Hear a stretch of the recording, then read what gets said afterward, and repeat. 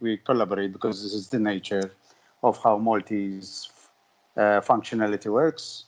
We are the planning authority, and also from myself, from my end, I come in from the Faculty for Social Wellbeing, which is obviously representative of all that is paramount in the interaction between the spatial and the social environments.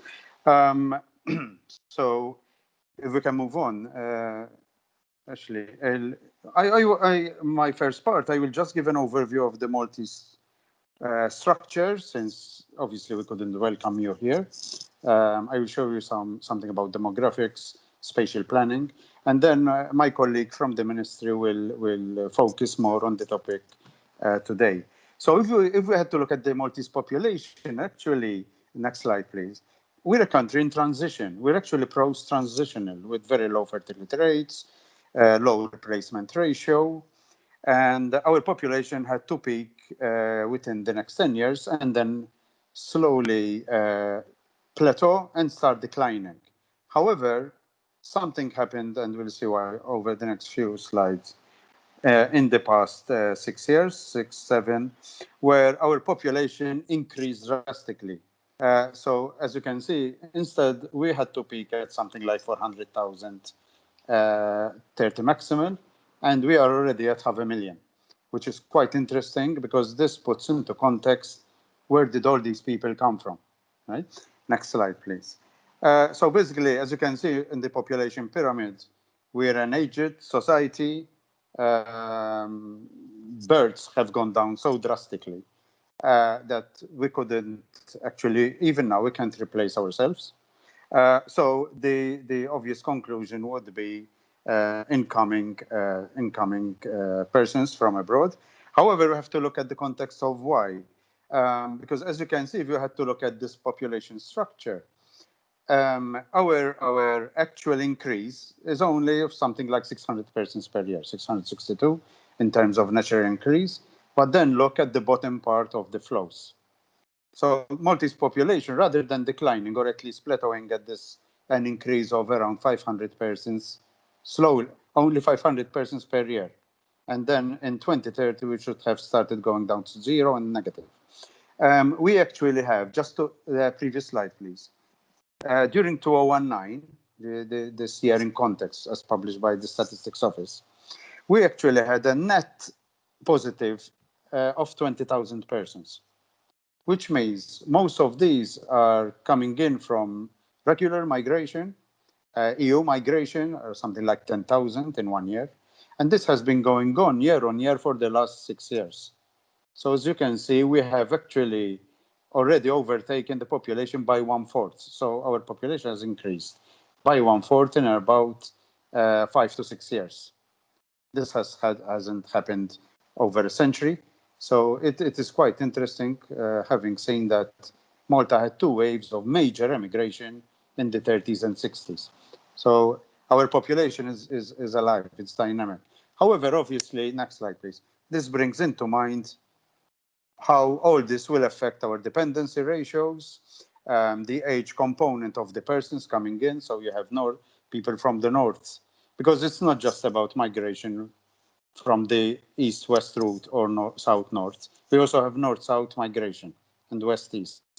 One, because the island is an exotic country, people come here to retire, but also people come here to work, which is what contextualized the years of change, very rapid change in migration. However, our old age dependency ratio, as I showed in the pyramid, is quite drastic. Next slide. If we had to look at these are the islands, so we would be somewhere around the Grand Harbor, northeast, now as I speak. What we're seeing here is this is a very small island, 116 square kilometers, with that population. What I'm going to bring up now, as we click on the slides, there are spots where we have massive concentration, or let's not call them massive. If you could click on each point, I think the actual map will come up. No, just click on, okay, like this. So what you have here, which is quite interesting, although immigrants have spread around the entire island, so we do have integration. Then you have hotspots. Hotspots in the south, you have more hotspots. Believe me, in a 28-kilometer country, we actually have a north and south. Can you go back, please? We have, for example, the southern part are mainly locations, or let's call them residence hotspots, where immigrants coming in from the African states or through the African states where they reside. However, going into Valletta, Slima, which is an affluent area, there you get other types of migration. For example, affluent North Africans, especially from Libya, affluent Scandinavians, and the Costa Geriatrica syndrome, where you have elderly moving to Malta for retirement, especially when you have the sister island in Gozo. However, we're still seeing, for example, if you look at the mid-north point of Malta, there is a one spot which has over, and this is why I said we base all our history on solidarity, irrespective of what you may hear in the media. Just that point, just that zone has over, the primary school there has over 34 languages. Now, this we're speaking languages, not cultures, not ethnic groups. Imagine the volume. That's a massively rapidly evolving zone, which has brought in together a cauldron of knowledge, experiences. Obviously, there are also the every society has its pros and cons, and we are mitigating and trying to understand the changes wrought by such movements. Next slide. In terms of economy, Malta has done pretty well. We were the fastest, I think we were the fastest, if not the fastest, the next fastest economy pre-COVID, which explains that influx also of migrants. Okay, for example, we had nearly 50,000 Sicilians immigrating to work over here. When you have a depopulation, normal depopulation of the island of Sicily, because people, youngsters, are moving north. Um, as you can see, COVID has actually given us, as all countries, a major kick. However, we're expected to rebound. So the normal cycle goes on. Just to give you an overview, next slide. All this in the context of what it happens. So we can only look at migration in the context of this island, or of this, even if we call it a transitional point, as against also an entry point. We have to see this in the context of what we're looking at. Next slide, please. Where we have a population density of over, I think now it's around 1,600 persons per square kilometer. So that's the highest in Europe. I think it's the highest in the world after Singapore. Because and an urbanization rate of 23%, which is normal. Normally it's 8% for the entire EU. So we do have this integrated planning approach to bring in the spatial planning aspect, again, with the specializations that you are expected to find in such micro and heavily dense states. Next, please. As you can see from all these, the hotspots of locations where people are expected to go works within something which in criminology, but not just criminology, we know is the urban ecology approach, where migrants move into those areas where they have easy access to transport, easy access to employment, easy access to housing, which at times could be low rental housing. And again, you see the hotspots as I showed you in the initial maps. So if we bring all these together and come up with a model approach, then this helps us understand the composite approach that we're tackling in order to also integrate persons, or at least accommodate those persons in transition. Next slide, please, because I only have a few more slides, just to show you the density of the island, even though there are still rural areas, but we're creating these enterprise hubs, coastal resort regeneration, vacant property. So all this is being tackled within a highly evolving construct that is context-based planning. As you see in the next slide, we work on the safeguarding of the strategic infrastructure. Next, please. The efficient use of resources, limiting the take-up of such an urban state. As you can see, there are very few areas in the central zones at the bottom where we have the rural concepts still alive. The northern part and western part are still more rural.